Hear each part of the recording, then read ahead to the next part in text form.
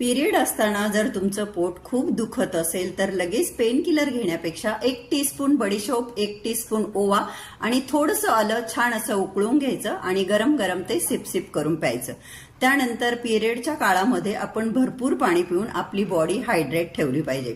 त्याचबरोबर पिरियडमध्ये खूप सगळं ब्लड आपल्या शरीरातून जात असतं, म्हणून आपण असे पदार्थ खायला पाहिजे जे आपलं ब्लड वाढवायला मदत करेल, जसं की बीटरूट, ब्रॉकली, तुम्ही डार्क चॉकलेट देखील खाऊ शकता। त्याचबरोबर खूपच जर पोट दुखत असेल तर तुम्ही हॉट वॉटर बॅगने तुमचं पोट शेकू शकता। आजच्या तारखेमध्ये मार्केटमध्ये पिरियडमध्ये यूज करण्यासाठी खूप सगळे प्रोडक्ट अवेलेबल आहे, परंतु तुम्ही तेच वापरा ज्यात तुम्ही कम्फर्टेबल आहात।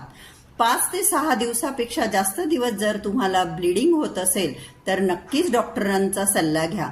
मंथली पिरियड येणं खूप गरजेचं आहे आणि या गोष्टींकडे दुर्लक्ष अजिबात करू नका। स्वतःची काळजी घ्या।